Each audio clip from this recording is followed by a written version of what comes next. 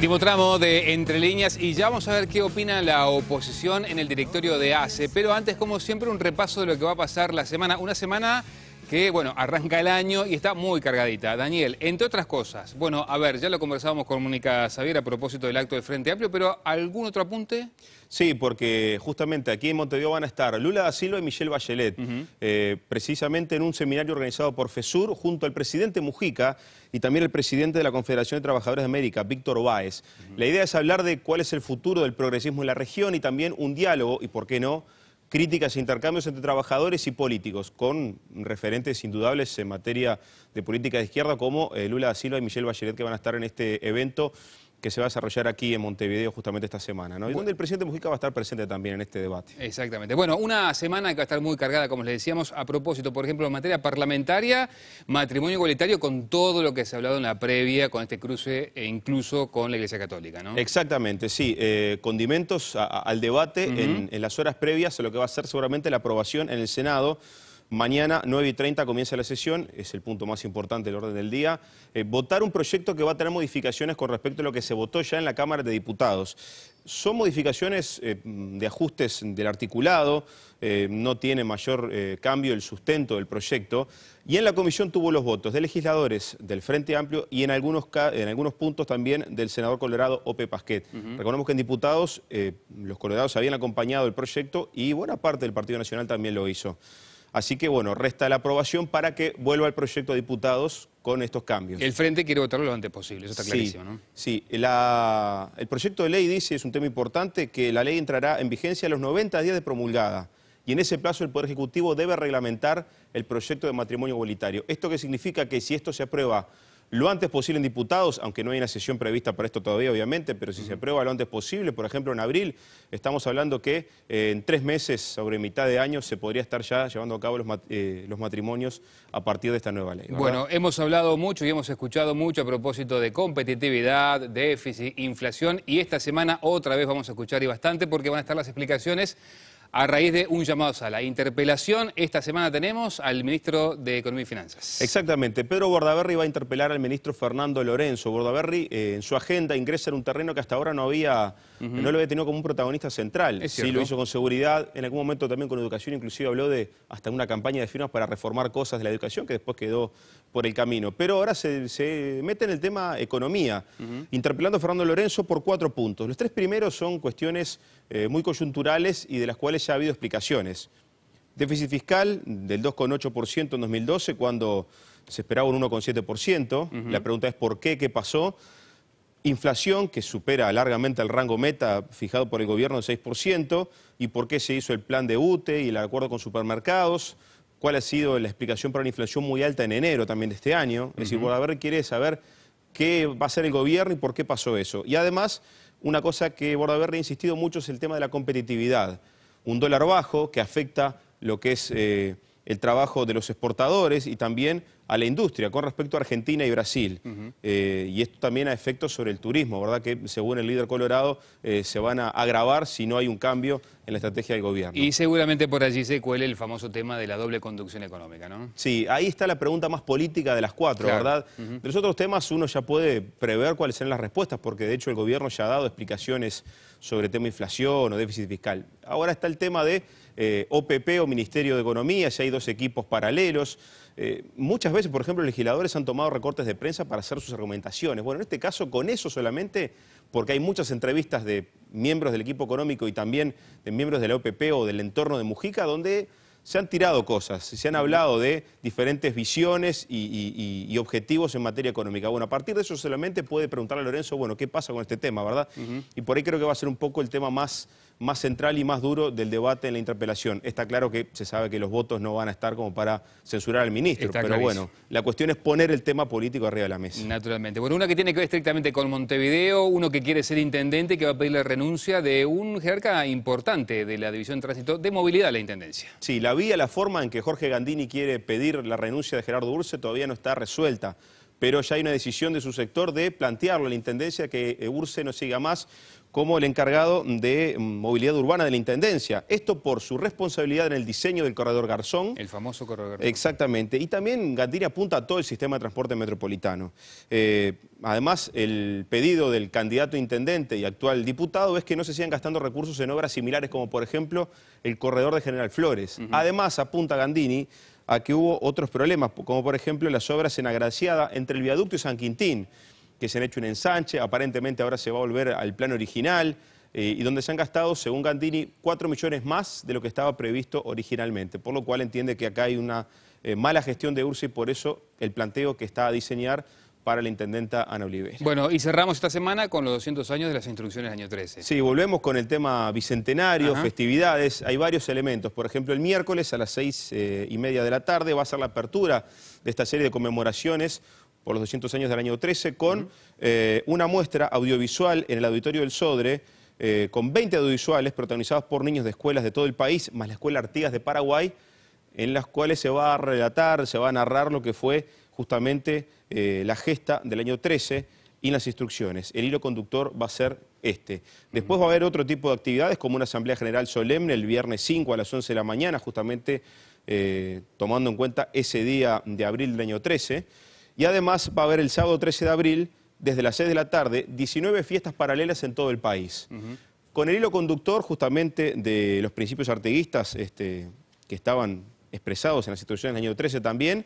Y además, bueno, destacar sobre todo el tema de convivencia ciudadana, la accesibilidad, la territorialidad y hacer hincapié en el patrimonio y en las nuevas tecnologías. Un poco una fiesta artística, por supuesto, va a haber mucho de lo que se vio, por ejemplo, en 2011 con el festejo del Bicentenario, pero también buscando tocar temas que hacen a la convivencia con referencia a las instrucciones del año 3. Muy bien, hablemos ahora de salud pública y ustedes saben, ha habido en este último tiempo serias dificultades en la atención en el interior del país y hay una crítica muy dura a la gestión de ACE. ¿Y qué dice la oposición que está representada en ACE?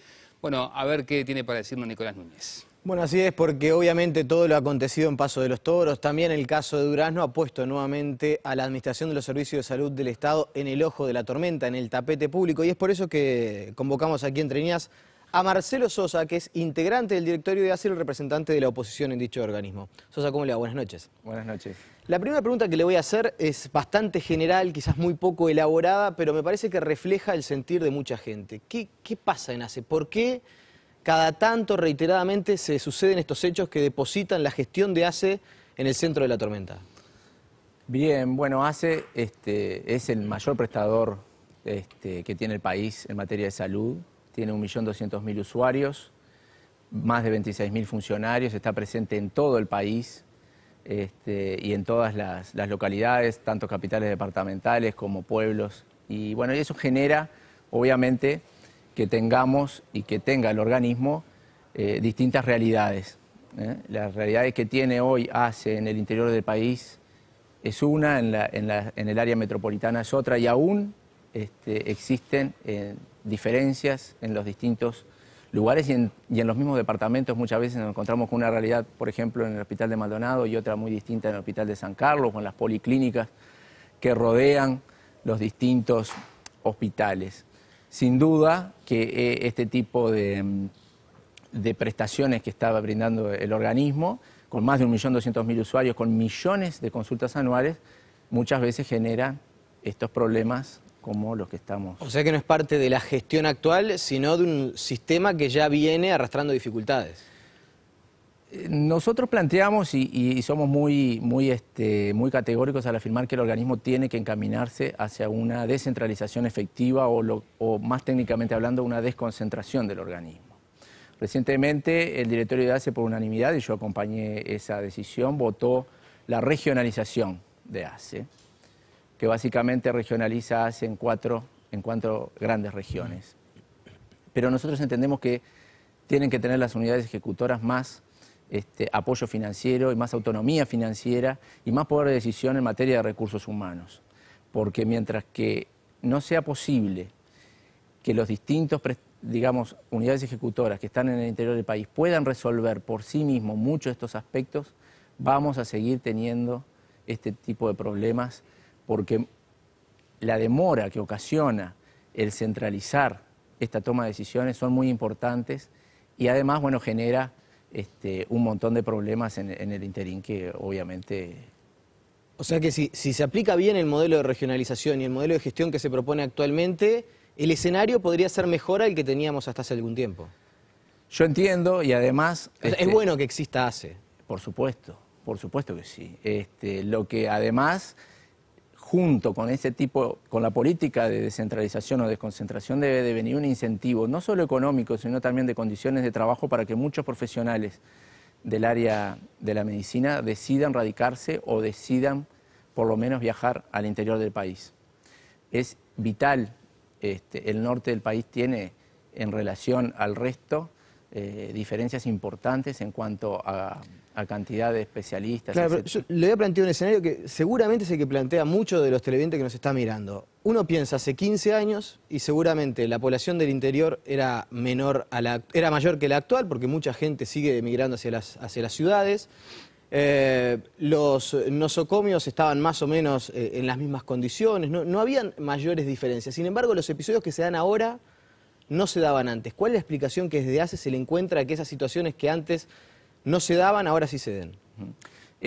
No, sin duda. Nosotros yo, como tú bien decís, represento a la oposición. Yo hace menos de 5 meses que estoy en el directorio. Antes estaba el escribano Alejandro Draper, que marcó durante mucho tiempo muchas diferencias en cuanto a las distintas propuestas y soluciones que se venían planteando. Yo he seguido en esa línea y he acompañado a algunas que entiendo que son necesarias y buenas para el organismo. La razón por la cual antes de repente ocurrían o no ocurrían estos hechos y hoy sí están sucediendo... Porque además el organismo atiende a menos usuarios de los que atendía antes, tiene más recursos. Hay menos usuarios, muchos fueron absorbidos después del FONASA por las mutualistas, por los prestadores privados, y hoy ACE tiene menos cantidad de usuarios y es verdad, tiene mayor cantidad de recursos. Bueno, un poco en base a eso, yo pienso que lo más importante y que debe tener el organismo por delante como función central es la descentralización. Es un aspecto central que creo que va a ayudar y mucho, sobre todo a la población y a los usuarios del interior del país, a poder tener una calidad en los servicios de salud adecuada. Hace poco estuve en el departamento de Tacuarembó, visitando el hospital de Tacuarembó, también estuve en Rivera, y uno de los planteamientos, bueno, allí se está solicitando instalar un IMAE cardiológico.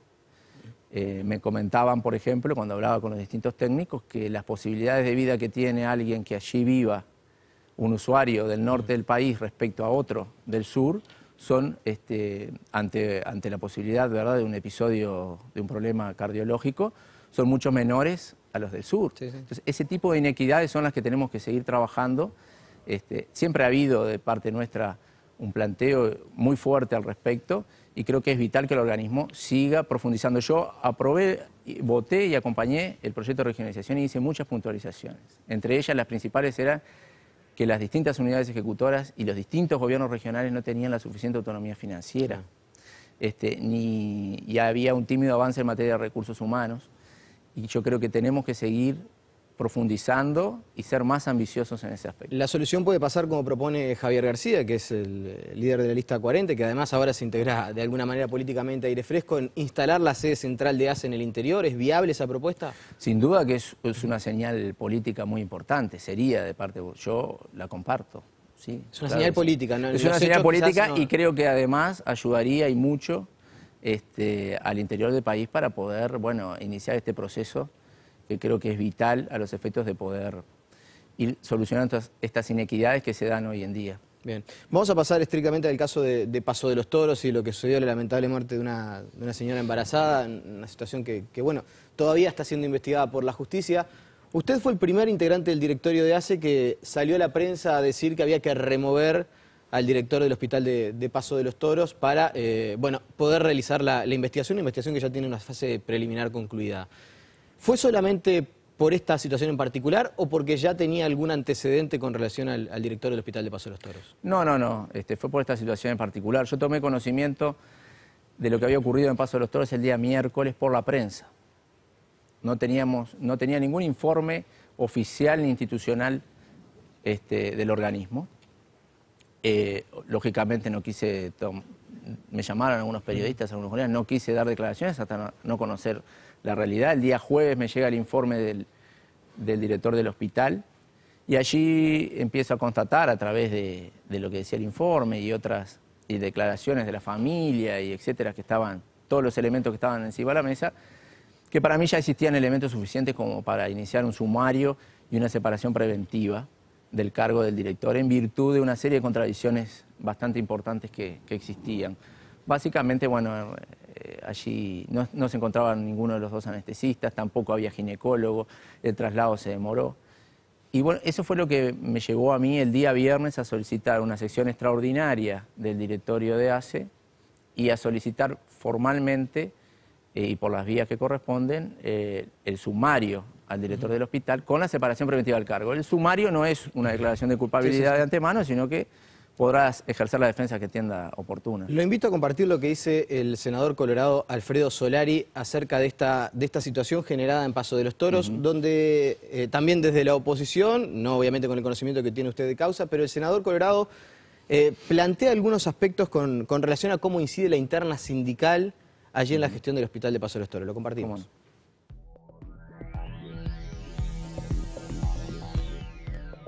En Paso de los Toros, cuando fue sustituido el anterior director, el doctor Benavides, hubo un movimiento muy importante de los usuarios, de los funcionarios, de la población en general, para que no lo trasladaran, porque el doctor Benavides había sido un muy buen director. Sin embargo, fue trasladado por presión del delegado de los funcionarios, de Alfredo Silva. ¿Por qué? Porque la actual administradora fue nombrada a instancias de Alfredo Silva, la actual administradora del Hospital de Paso de los Toros. Y la secretaria personal de Alfredo Silva en el directorio también es de Paso de los Toros y forman una especie de camarilla gremial. ¿Le consta a usted que esto sucede? No, yo cuando sucedió el nombramiento del doctor Fraga, yo no estaba en el directorio de ACE. Repito, hace menos de 5 meses que estoy, así que sería una responsabilidad de mi parte poder hablar al respecto.